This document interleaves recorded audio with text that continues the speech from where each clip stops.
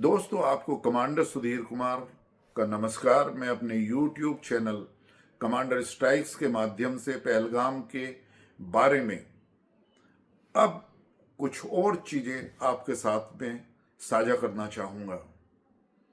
सबसे पहले मैं फिर एक बार अपने अंतर्मन से जो हमारे 27 भारतवासियों जिन्होंने शहीदी दी है पहलगाम के इस जघन्य कांड में, मैं अपने अंतर्मन से उनको श्रद्धांजलि अर्पित करता हूं।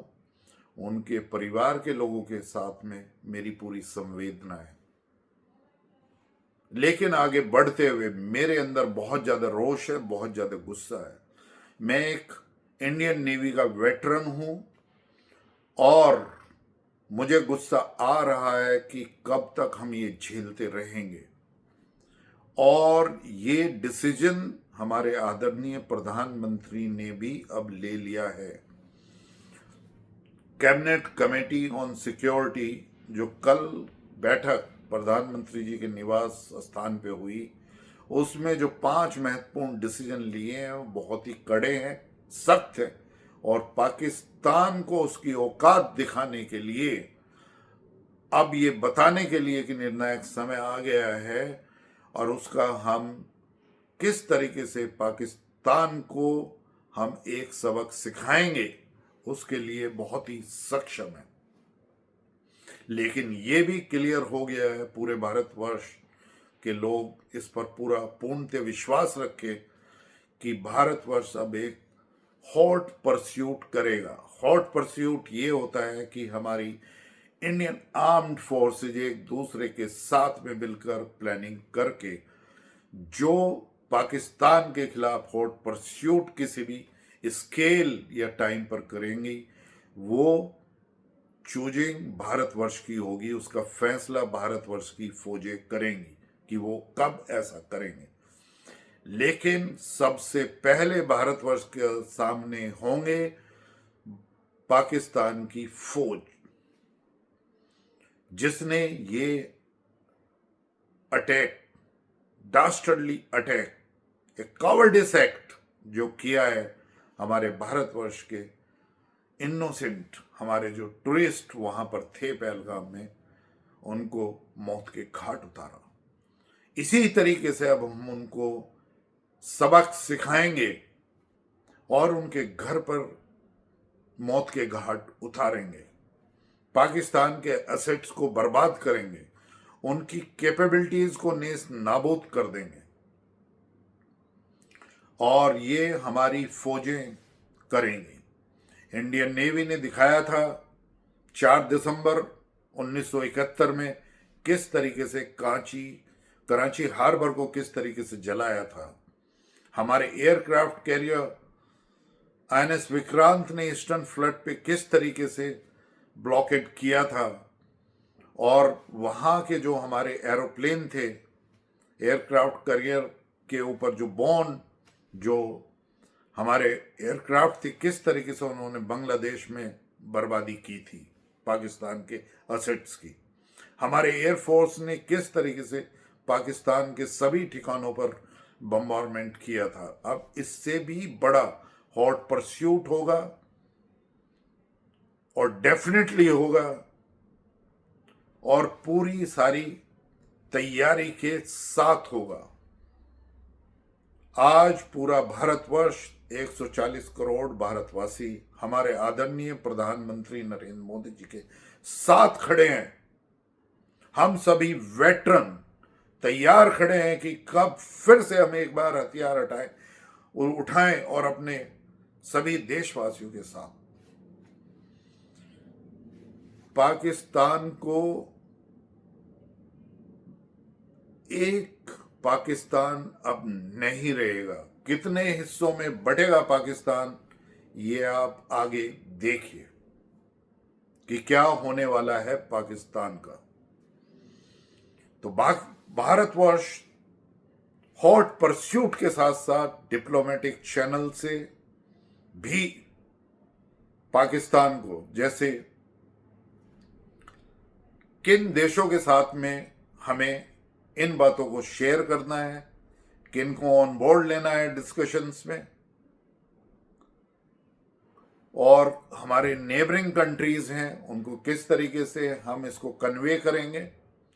तो हमारे डिप्लोमेटिक चैनल का भी हम प्रयोग करेंगे पाकिस्तान को क्रिपल करने के लिए, सभी इंटरनेशनल फोरम पे एक्सपोज करने के लिए कि किस तरीके से देश टेररिज्म में इन्वॉल्व है। इसके साथ साथ जो इकोनॉमिक संसाधन होंगे कि किस तरीके से उनकी आर्थिक व्यवस्था को पूर्णतः तोड़ा जाए, उन्हें क्रिपल किया जाए, ये भी स्टेप लिए जाएंगे। तो hot pursuit in terms of military action, उसके साथ साथ डिप्लोमेटिक चैनल्स, उसके साथ साथ आर्थिक प्रतिबंधन, इन सभी का मेल होगा भारतवर्ष का हॉट परस्यूट जो पाकिस्तान को अब बर्बाद करेगा, पाकिस्तान का विभाजन करेगा, जिस तरीके से 1971 में किया था। इससे आगे बढ़कर भी अब समय आ गया है कि भारतवर्ष में ऐसे लोग जो भारतवर्ष के खिलाफ बोलते हैं, उनका बोलना भी अब राष्ट्रद्रोह में लिया जाएगा। और मेरी रिकमेंडेशन यही है कि उनको राष्ट्रद्रोह में उनको बुक करके उनके खिलाफ फास्ट ट्रैक से कोर्ट चलने चाहिए और उनको जेल में ठूंसा जाए।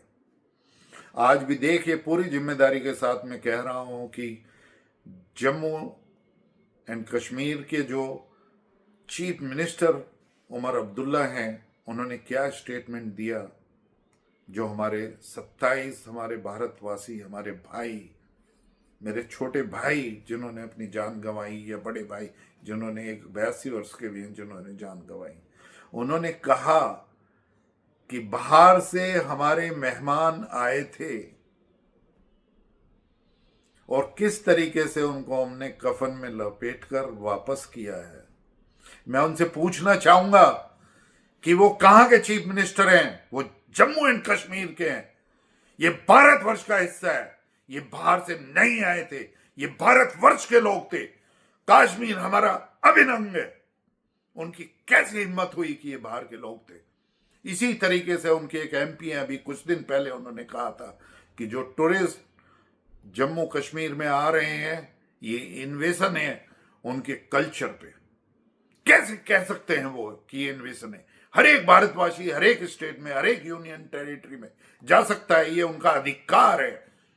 जम्मू कश्मीर हमारा अभिन्न अंग है, पीओके को हम लेंगे। तो ऐसे लोग जो हिम्मत करते हैं, जिस तरीके से रॉबर्ट वाड्रा ने स्टेटमेंट दिया, बहुत ही शर्मनाक है। लेकिन अब ये कहने से काम नहीं चलेगा।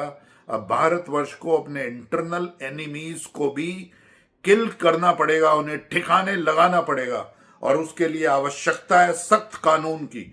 और जो हमारे कानून हैं उनका पालन भी, जो राजद्रोह करें, जो एंटी नेशनल और जो हमारे देश के खिलाफ बोलें, जो हमारी मिलिट्री के खिलाफ बोलते हैं, उनको अब कानून से सबक सिखाकर उनको जेल में ठूसना पड़ेगा। यह समय भी साथ के साथ आ गया है। क्या हम बर्दाश्त करेंगे कि एक अपीजमेंट की पॉलिटिक्स भारतवर्ष में हो? क्या हम ये बर्दाश्त करेंगे कि हिंदुओं की किलिंग भारतवर्ष के अंदर हो?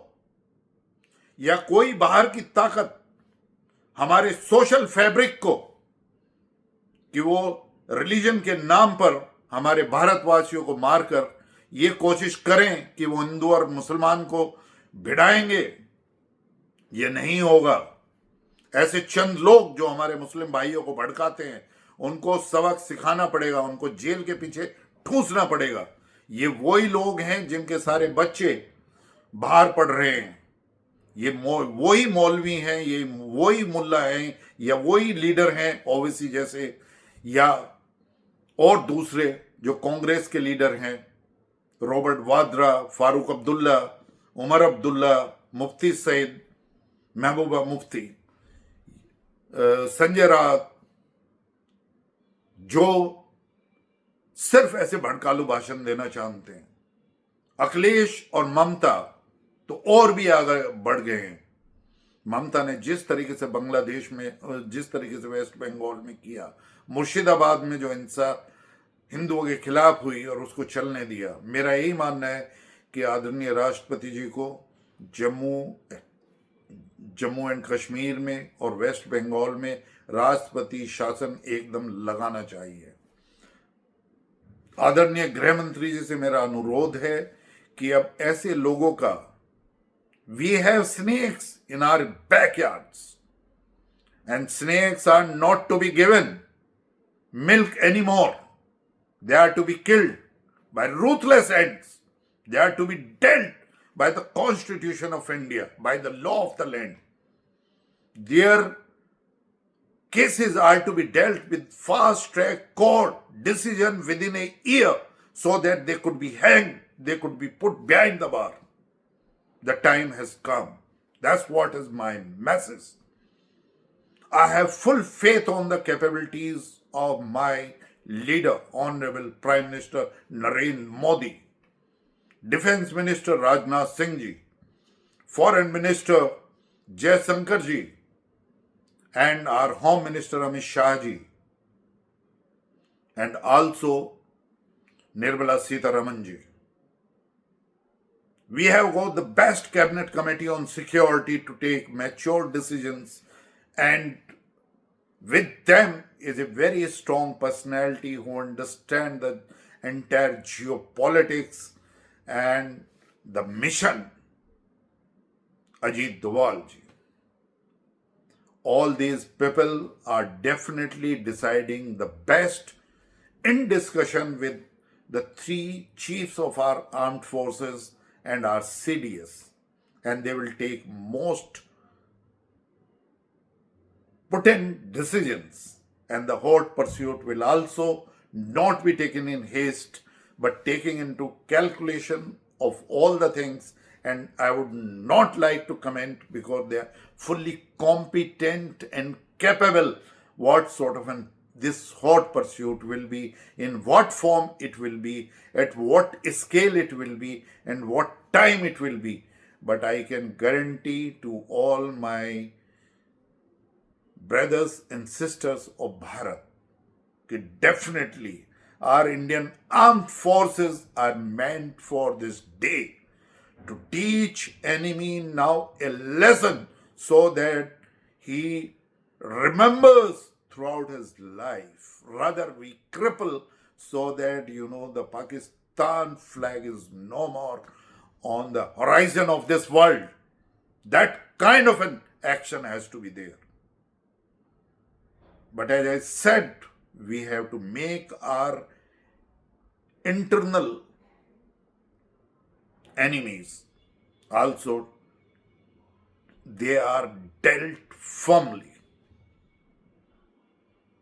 I am sure all these things are now on the anvil, and Bharatvarsh के 140 करोड़ लोग अपनी इंडियन डिफेंस फोर्सेस के साथ में, हमारे आदरणीय प्रधानमंत्री नरेंद्र मोदी जी के साथ में इसके लिए खड़े हैं और समर्पित हैं कि पाकिस्तान को एक निर्णायक सबक सिखाया जाए।